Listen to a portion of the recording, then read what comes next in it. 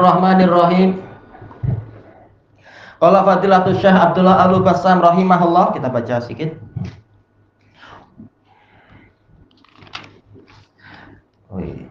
Al-makna al-ijmali, makna global dari hadis tentang apa? Hukuman orang yang merampas tanah walaupun hanya satu jengkal secara zalim itu.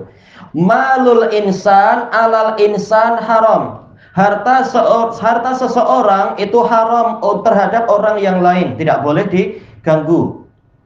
Fala yahillu li ahadin akhdhu syai'in min haqqi ahad. Maka tidak halal bagi satu orang pun untuk mengambil hak orang lain illa bi tibati nafsi, kecuali dengan kerelaan hatinya. Dengan apa? Jual beli atau dengan sedekah atau hadiah atau hutang dan seterusnya. Tidak boleh dengan pola memaksa, mengugut, mengancam, merampas dan sebagainya atau menipu.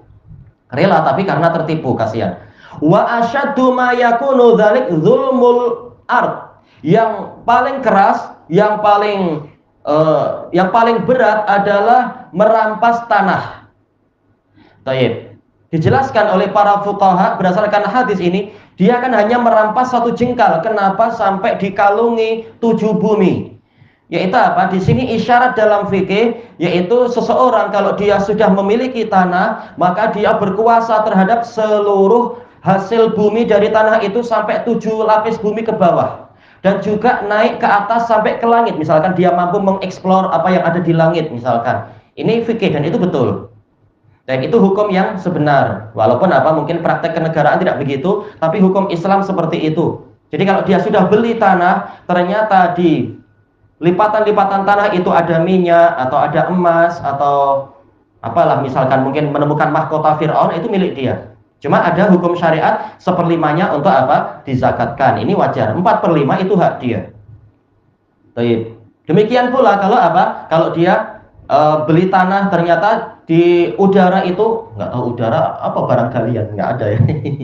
Misalkan apalah, tak tahu. Misalkan itu ada, nah maka itu adalah hak dia.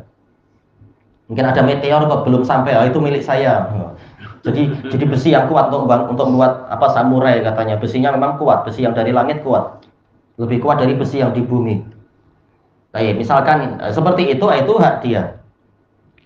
Nah, makanya kalau ada drone, nah itu dia boleh untuk apa? Terkena elastik.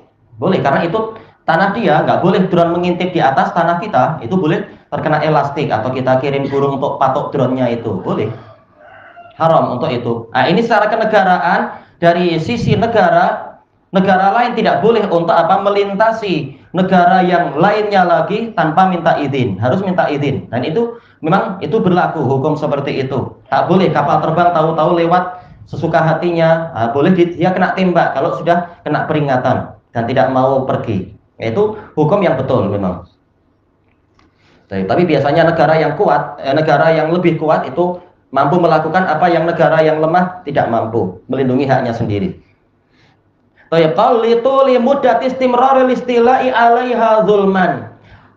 sisi ini, kenapa merampas tanah ini adalah kezaliman yang paling keras dari sisi ini, dari sisi harta, karena panjangnya masa kekuasaan dia terhadap tanah itu secara zalim. Kalau kereta, cepat atau lambat dia akan turun dari kereta. Tapi kalau tanah secara umum, memang ini adalah apa? Dia lama tinggal di tanah itu.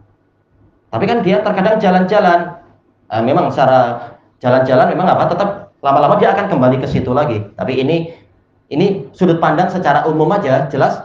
Terkadang orang mampu merampas tanah orang lain walaupun dia sendiri tidak tinggal di situ.